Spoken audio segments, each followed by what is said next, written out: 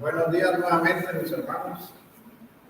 Vamos a dar inicio al sermón de esta mañana. Vamos a abrir nuestras Biblias en Efesios, capítulo 3, versículos 1 y 2. Efesios, capítulo 3, versículos 1 y 2. Dice así la palabra del Señor. Por esta causa, yo, Pablo, prisionero de Cristo Jesús, por vosotros los gentiles, si es que habéis oído de la administración de la gracia de Dios que me fue dada para con vosotros. Señor, añada bendición a su palabra. Oremos. Señor, te agradecemos nuevamente en esta mañana el privilegio de poder estar en este momento acercándonos a tu palabra. Siendo, Señor, nosotros tan débiles, tú nos has permitido que podamos escudriñarla, que podamos entenderla y que ella nos sirva de guía, de sostenimiento para nuestro camino. Ella, como tu misma palabra lo dice, nos vivifica, nos consuela y nos ayuda en cada instante de nuestras vidas.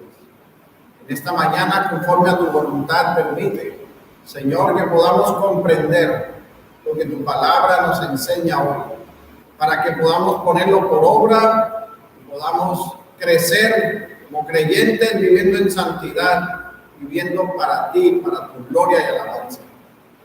Que tu Santo Espíritu nos ilumine. Te lo pedimos, Señor, en el nombre de Jesús. Amén.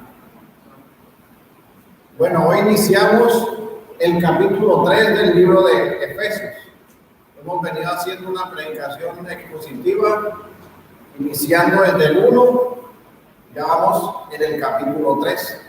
En los dos primeros capítulos hemos visto cómo el apóstol Pablo nos presenta un profundo tratado doctrinal, donde resplandece muy intensamente la gracia que es otorgada por nuestro Dios, y cómo por medio de esta gracia hemos recibido las bendiciones espirituales en Cristo. Bendiciones como la elección, la predestinación, la adopción, la redención, el perdón de nuestros pecados. Y todas estas bendiciones son reservadas solo para aquellos que son llamados eficazmente de todo pueblo, lengua o nación, pues nos ha enseñado a través del estudio que hemos hecho en la palabra, que es una sola iglesia conformada por los gentiles y por los judíos, que está basada en la piedra angular que es nuestro Señor Jesucristo y en el fundamento de los apóstoles y profetas. Y una vez nos ha venido llevando a través de esta carta del apóstol en todo esto que hemos venido estudiando. Hoy vamos a una parte práctica que es la predicación del evangelio. Una predicación que inicia por el mismo apóstol, encomendado por nuestro Señor, pero que es base fundamental para lo que la iglesia como tal también ha sido llamada. Y es hacer una proclamación de la verdad, una proclamación de ese evangelio, comisionada, así como fue comisionado el apóstol Pablo, para que se escuche la verdad de nuestro Señor Jesucristo. Y en esta mañana damos nosotros muchas gracias a Dios porque por su misericordia aún nos podemos congregar y nos podemos reunir, tener comunión los unos con los otros.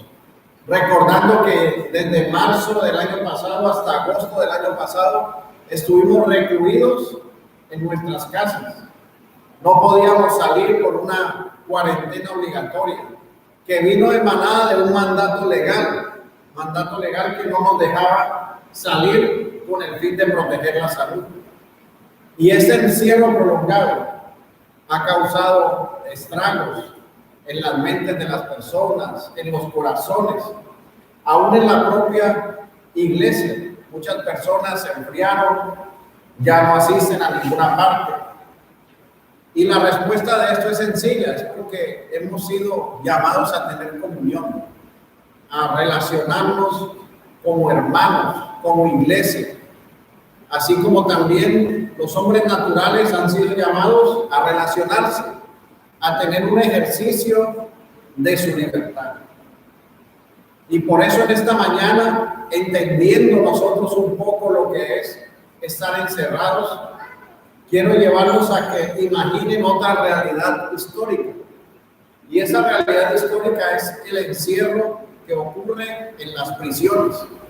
Las prisiones son lugares oscuros, son lugares que no son confortables, están llenos de personas infractoras de la ley que están pagando por sus penas. Y es allí donde las personas llegan por ser privadas de su libertad.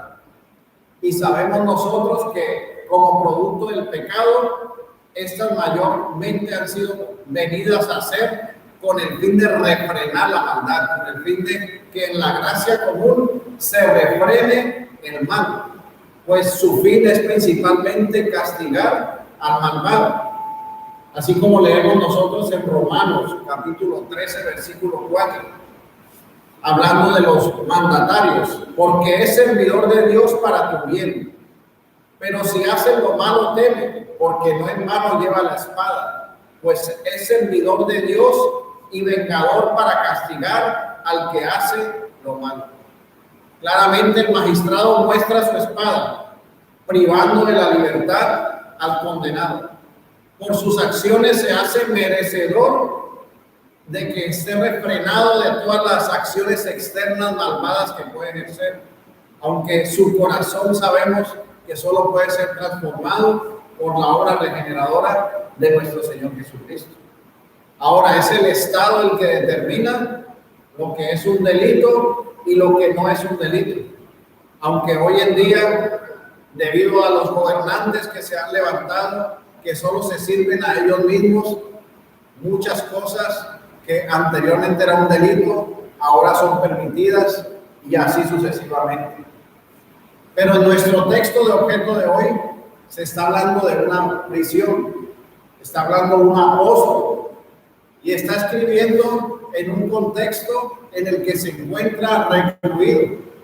No porque en ese momento específico se le haya prohibido predicar el evangelio, sino por los judíos que ponían piedra de tropiezo con el fin de hacerlo callar. Y esto lo fue llevando providencialmente a la ciudad de Roma, donde se encontraba encarcelado. Se encontraba en un encierro. Pero este encierro del apóstol Pablo estaba revestido de la mejor causa, estaba revestido de la mejor forma o lo mejor que podía padecer por esta condición de encierro, y era porque lo estaba haciendo por Cristo, por el evangelio. Así que sea un sufrimiento, sea pérdida, sea escasez, lo mejor siempre es padecer haciendo la voluntad de Dios. Y hoy en este día Pablo está mostrando a través de esta carta que en su caso específico había una justa causa por la cual se encontraba en ese lugar. Y era por causa de nuestro Señor Jesucristo. Estaba en esa prisión por voluntad del Dios soberano, quien le dijo que llegaría a Roma a testificar. Y desde ese lugar escribe las cartas a la iglesia, incluido esta carta de Éfeso. Lo hace mientras se encuentra en una prisión domiciliaria de 2 años, esperando estar frente a César como lo vivió. Es por eso que en esta mañana he titulado este sermón Prisionero de Cristo, y lo he dividido en 3 puntos.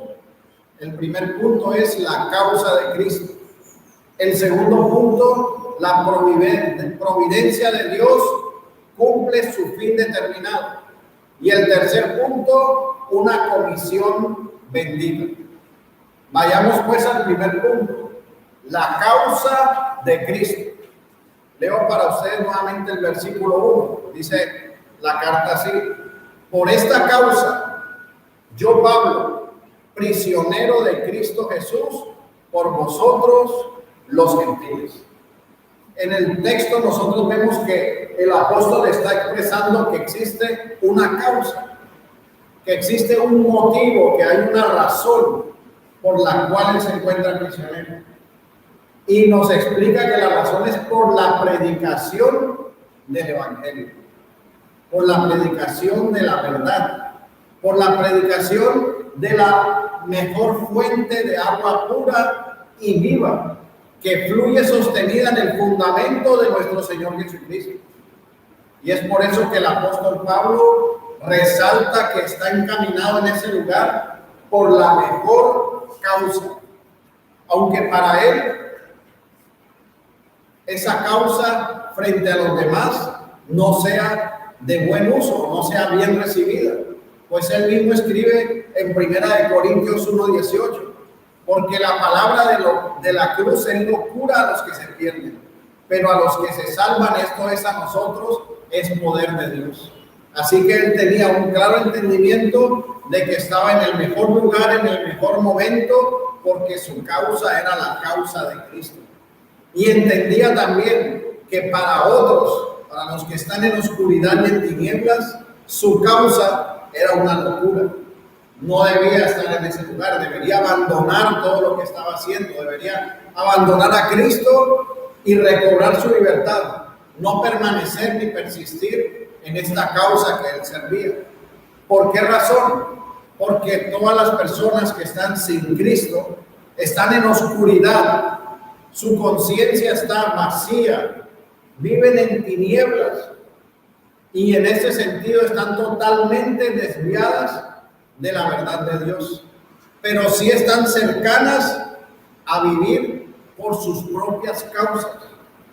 Y encontramos por eso en este mundo las causas de las cisternas. Estas causas son las naturalistas, las causas que tienen que ver con el humanismo, con lo que el hombre ama de sí mismo. Y por eso encontramos causas como la causa de la evolución, encontramos la causa de la destrucción de la familia, la causa del aborto, la causa de recibir más privilegios y trabajar menos. Y los hombres se enfrentan en causas pasajeras, temporales, con fines que llevan a la muerte. Y el apóstol Pablo nos está a nosotros resaltando cuál es la mejor causa que debemos seguir, que es la causa de nuestro Señor Jesucristo, que por esta causa nosotros debemos luchar. Y la palabra nos muestra que el apóstol Pablo no llegó a esta causa en un avión privado, no llegó en un yate lujoso, no llegó como la gran eminencia que todo el mundo tenía que abrirle la puerta, cargarle el maletín. No, mis hermanos, él llegó bajo la humildad de ser un siervo de Cristo, bajo la confianza plena de que testificando la verdad del Evangelio estaba haciendo todo aquello que es conforme a la voluntad de nuestro Dios. Él resalta que es un prisionero, pero un prisionero sin pecado, un prisionero que no ha faltado o que ha delinquido, y por eso se llama él mismo como un prisionero de Cristo, usado por el único Dios verdadero para llevar el Evangelio a los gentiles.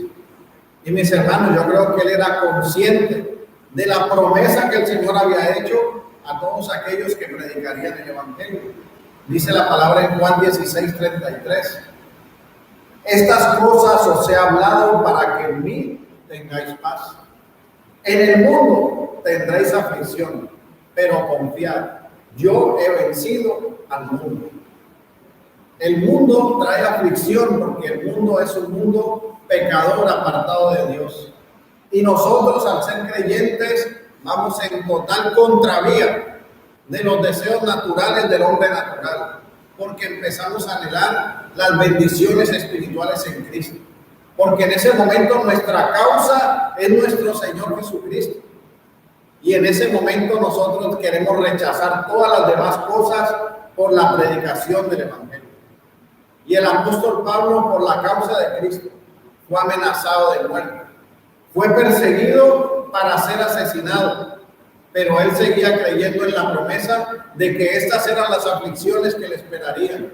Porque él sabía que su paz estaba en Cristo. Su paz no estaba en la seguridad que el mundo le podía dar, pues la seguridad de ese momento para él era que su vida estaba en peligro. ¿Y cuántos de ustedes, mis hermanos, si ven su vida en peligro, salen corriendo y no se atreven a predicar el evangelio?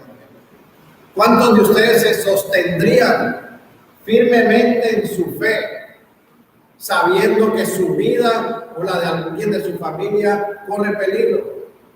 Si a ustedes les dijeran que van a morir por Cristo, ¿cuántos se sostienen en la causa de Cristo?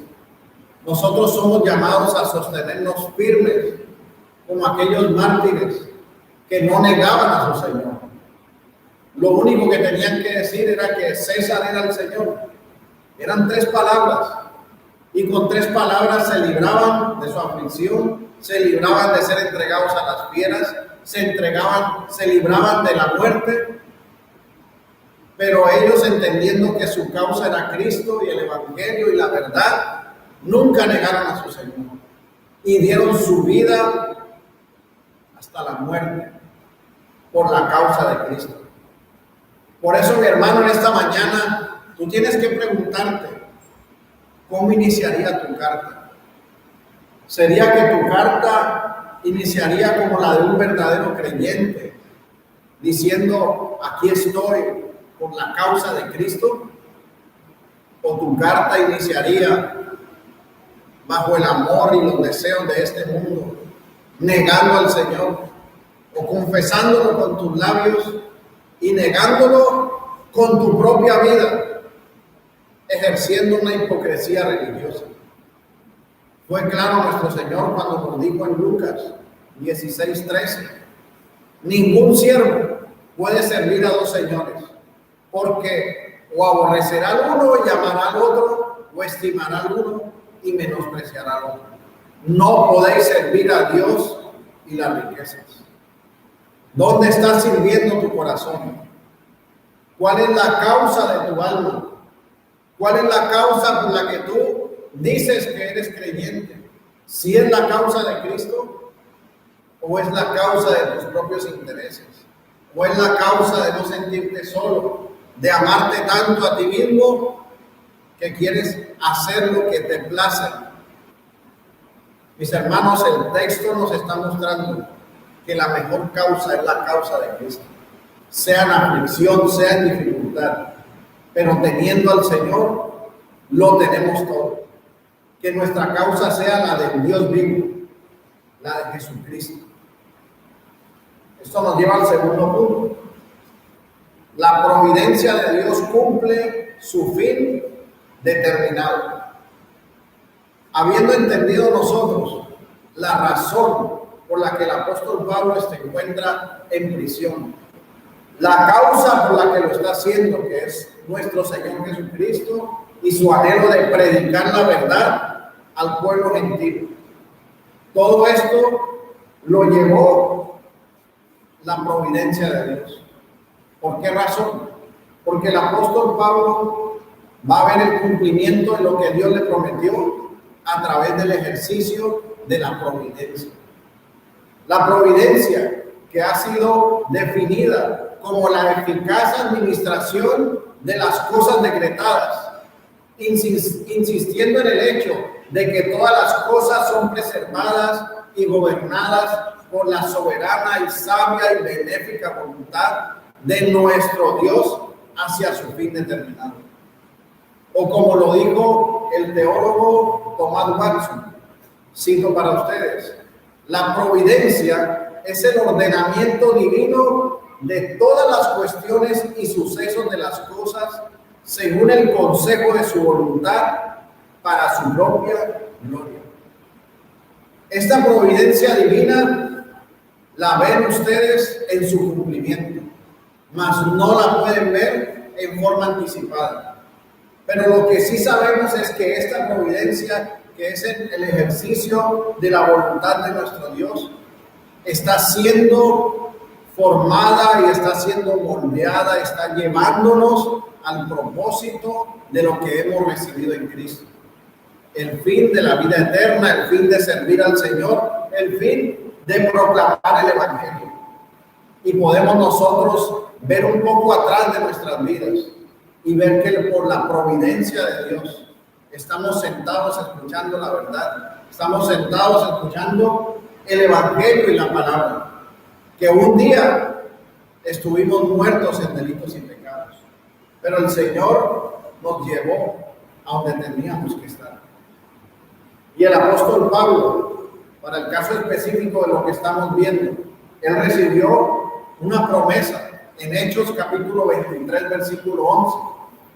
Dice: a la noche siguiente se le presentó el Señor y le dijo: ten ánimo, Pablo, pues como has testificado de mí en Jerusalén, así es necesario que testifiques también en Roma. Son palabras que le dijo el Señor Jesucristo. Le dijo: tienes que estar animado, porque vas a testificar en Roma. Hasta este momento, el apóstol Pablo no sabía la forma en que iba a ser llevado a Roma. De pronto pudo pensar que iría en un barco enseguida para Roma, pero él no podía determinarlo, no podía saberlo. Solo estaba seguro de que el Señor le había prometido que testificaría en Roma. Y él sabía y tenía esa certeza de que así sucedería, porque nuestro Dios es fiel y su palabra siempre se cumple. Ahora, él no sabía cómo llegaría allá, así que él no iba a saber que iba a ser encarcelado, él no iba a saber que iba a ser perseguido, él no sabía nada hasta que no se fue dando el cumplimiento de la misma.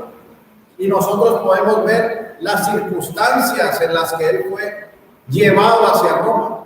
Eso lo podemos leer cada uno más profundamente leyendo el libro de los Hechos. Yo solo voy a leerles unos cuantos textos para que miremos lo que la providencia de Dios estaba ejerciendo para la vida de Pablo, para el cumplimiento de que él pudiera llegar a testificar a Roma. Dice, por ejemplo, la palabra en Hechos 23:12: venido el día, algunos de los judíos tramaron un complot y se juramentaron bajo maldición, diciendo que no comerían ni beberían hasta que hubiesen dado muerte a Pablo. Esto está en el versículo 12. El Señor le acaba de decir de que él va a ir a testificar a Roma. Y enseguida que recibe esa palabra, ya lo están amenazando y ya lo van a matar. Ya hay un complot para asesinarlo. Es decir, que si Pablo confiara en sus fuerzas, en su conocimiento intelectual o en lo que él es, diría, bueno, pero a mí me van a matar, ¿yo cuándo voy a llegar a Roma? Nunca podría haber llegado a Roma sin confiar en sí mismo. Pero él confiaba en el Señor, que era el que lo libraría de todas las cosas.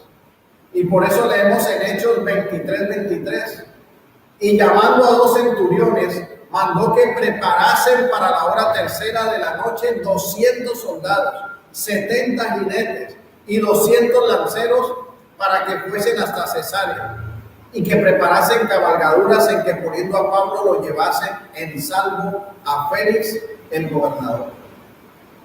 Así que vemos nosotros la promesa de Dios. Lo amenazan y lo van a matar, pero el Señor lo libra y es llevado frente a Félix el gobernador. Pero Félix estaba también por salir de gobernador y quería congraciarse con los judíos, y él es colocado frente a Festo. Y en Hechos 25:11 leemos: porque si algún agravio o cosa alguna digna de muerte he hecho, no rehúso morir, pero si nada hay de las cosas de que estos me acusan, nadie puede entregarme a ellos. A César apego. Entonces Festo, habiendo hablado con el consejo, respondió: a César has apelado, a César irás. Así que vemos nosotros que en este momento ya Pablo va a ir en camino a Roma. Y la forma en que iba a llegar era a través de la persecución, de que lo acusan falsamente, de que tiene que presentarse ante las autoridades. Y él usó un recurso que tenía como ciudadano romano, que era apelar a César. Y al apelar a César tenían que garantizarle la seguridad de su vida bajo un centurión que tendría que llevarlo hasta Roma para que compareciera ante César. Así que de esta forma fue librado de esa muerte segura que le tenían planeada a los judíos, aunque se habían juramentado a sí mismos. de que lo iban a matar y hacer un complot, pero el Señor lo guarda, lo protege. Y ahora que él sale diciendo, ahora sí voy para Roma, ustedes pueden leer más adelante en su casa, yo los invito para que lean en el libro de Hechos, pero nosotros vamos a ver que en el camino ya para ir a su apelación con César, naufraga, llega una isla, lo muerde una serpiente, el Señor lo libra del veneno de la serpiente, hasta que finalmente llega a Roma. Y en Roma entra en una prisión domiciliaria por 2 años y escribe la carta de Efesios y testifica en Roma de Cristo. Pero vemos nosotros cómo la palabra nos muestra lo que es la providencia de Dios. Mis hermanos, y esto a nosotros tiene que animarnos, porque el Señor a nosotros nos ha hecho promesas. La promesa de vida, dice la palabra, que todo el que creyere en el Señor será salvo. Nosotros tenemos promesas de vida eterna en Cristo Jesús, bendiciones espirituales que nos han sido prometidas. Y la providencia de Dios que llevó a Pablo a Roma en el cumplimiento de la palabra del Señor es la misma providencia que opera para nosotros hoy en día. Y es la misma providencia que está encaminando nuestra vida hasta que estemos con nuestro Señor. Es la misma providencia que nos guía para que nosotros testifiquemos de Cristo, para que nosotros prediquemos el Evangelio hasta la llegada a nuestra morada celestial. Así que no tenemos que temer, no deben temer ninguna aflicción, ninguna circunstancia difícil, aunque parezca que los van a matar. Nada puede separarlos de lo que el Señor ha determinado que se cumplirá, y es estar con Él por la eternidad. Todas las cosas de este mundo nos las pueden quitar, nos pueden dejar sin nada, pero no nos pueden quitar el amor de Dios que tenemos en Cristo Jesús, porque es algo que tenemos eternamente y para siempre. Así que no dejemos amedrentarnos, no dejemos llenarnos de temor. No hay por qué temer. El Señor dice que está con nosotros todos los días hasta el fin del mundo, que Él está en medio de nosotros, que nuestro socorro viene de Él.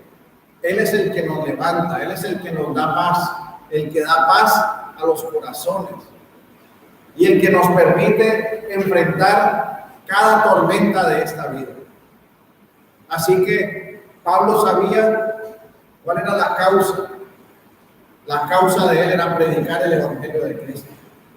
Pero también sabía por la providencia de Dios que el Señor guarda y preserva a todos sus hijos conforme a su palabra y conforme a su verdad. Y por eso dice Romanos 8:37, antes en todas estas cosas somos más que vencedores por medio de aquel que nos amó.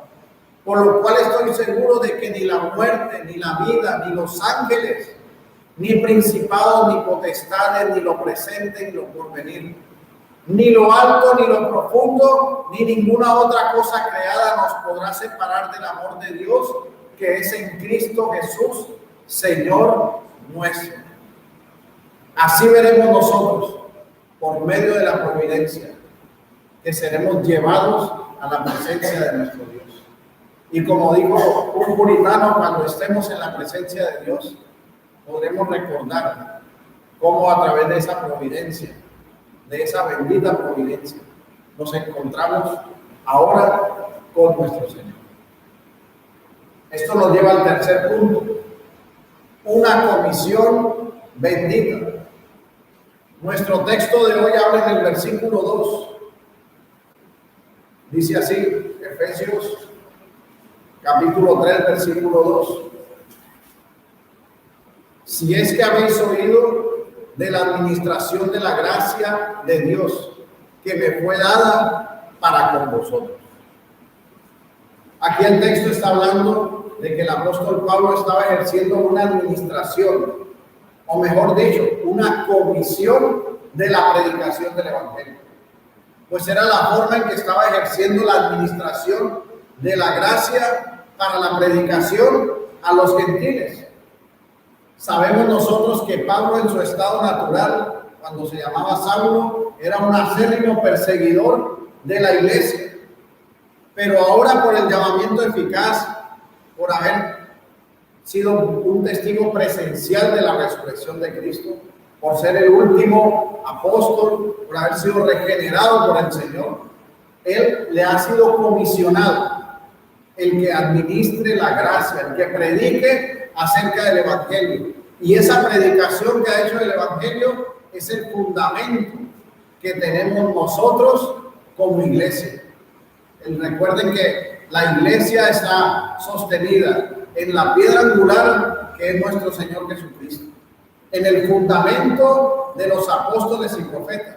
Y aquí en la comisión de la administración de la gracia a los gentiles, el apóstol Pablo está escribiendo y predicando la verdad del Evangelio como ese fundamento que nos queda a nosotros en la palabra. Pero recuerden que una vez está puesto el fundamento, la iglesia tiene que salir a ejercer el mandato que el Señor le dio. Dice Mateo 28:19. Por tanto, id y haced discípulos a todas las naciones, bautizándolos en el nombre del Padre y del Hijo y del Espíritu Santo, enseñándoles que guarden todas las cosas que os he mandado, y aquí yo estoy con vosotros todos los días hasta el fin del mundo. Así que Pablo era un administrador de la gracia como parte de ese fundamento apostólico, y lo hizo frente a los gentiles, frente a los judíos. Pero ahora en la unión con Cristo, esta comisión se extiende a la iglesia del Señor. Se nos es dada la administración de la gracia, la predicación del Evangelio, anclados a la iglesia local. Y cada uno de nosotros debe predicar el Evangelio, predicar las buenas nuevas de salvación. Debe cada uno de nosotros tener un testimonio de vida como creyente, ser testigo del Señor Jesucristo. Y la iglesia debe caminar y esforzarse en predicar la verdad del Evangelio. Actúa con esa autoridad que le ha sido encomendada por nuestro Señor Jesucristo. Pero debe hacerse todo en el marco de la iglesia de nuestro Señor Jesucristo. Nadie puede andar errantemente fuera de la iglesia de Cristo.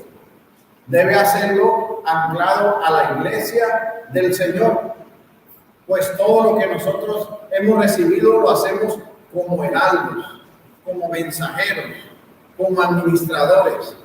No es nuestra viña, pero nosotros tenemos que predicar y hemos recibido esa comisión bendita de parte de nuestro Dios. Así que debemos examinarnos en relación a esta administración de la gracia, a examinarnos si estamos cumpliendo con el mandato que el Señor ha determinado, como iglesia y como creyentes cada uno. ¿O acaso deben preguntarse si están llenos de excusas o llenos de conveniencias para no cumplir con el mandato que el Señor les ha determinado? ¿Acaso son sus ocupaciones, sus negocios, sus asuntos terrenales y pasajeros los que nos están desviando de la comisión de predicar el Evangelio? Como iglesia tenemos que examinarnos si hay algo que nos está alejando del propósito de que sigamos predicando el Evangelio, predicando y enseñando la palabra en las casas, predicando aquí mismo en la iglesia. Recuerde que la predicación del Evangelio no es el convencer a una persona de que haga una sencilla oración y garantizarle en nuestra humanidad que ya es salvo por la eternidad.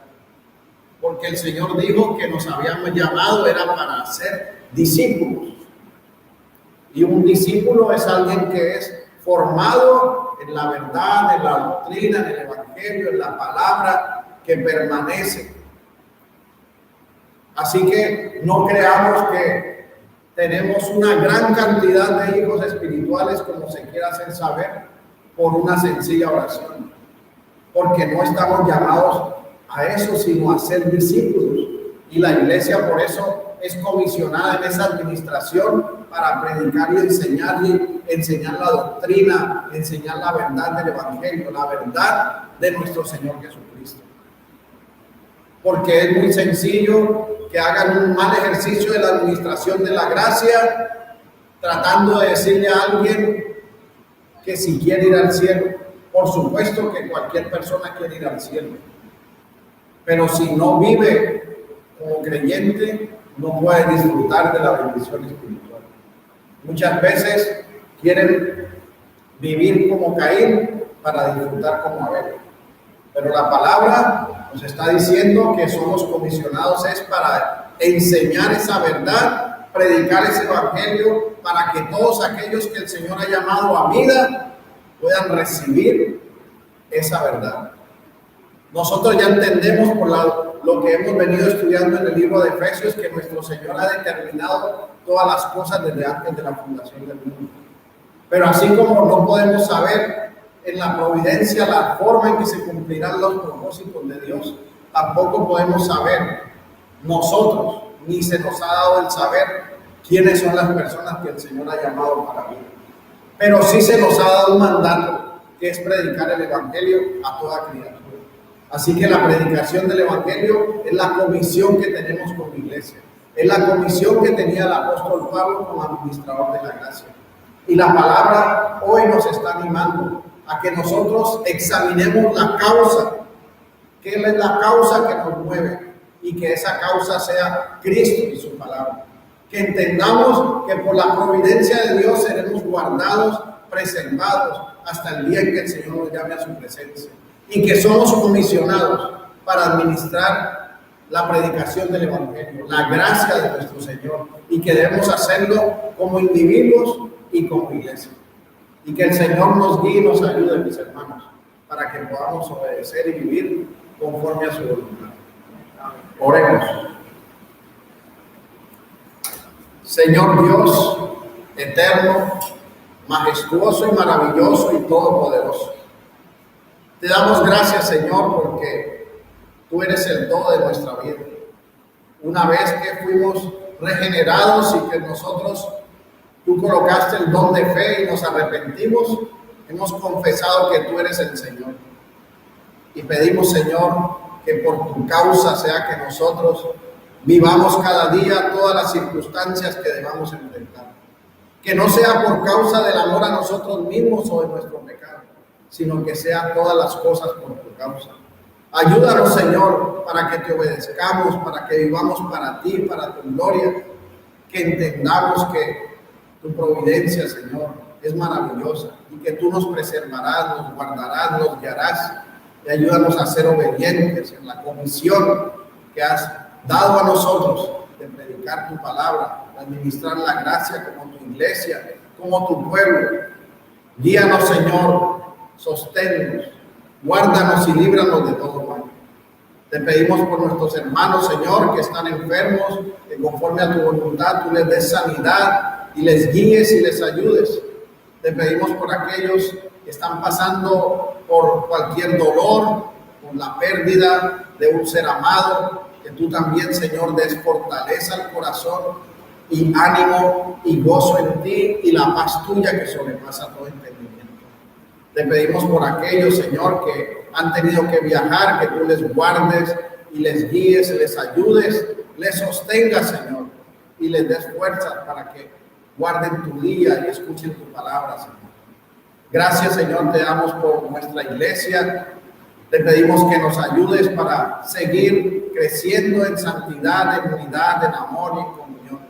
Ayuda a cada uno de nuestros hermanos que por cualquier motivo no pudieron asistir, que tú les guardes, les guíes, Señor, les sostengas y les ayudes. Gracias, bendito Salvador, porque nuestra confianza y seguridad permanece solo en ti. Te damos gracias en el nombre de Jesús. Amén.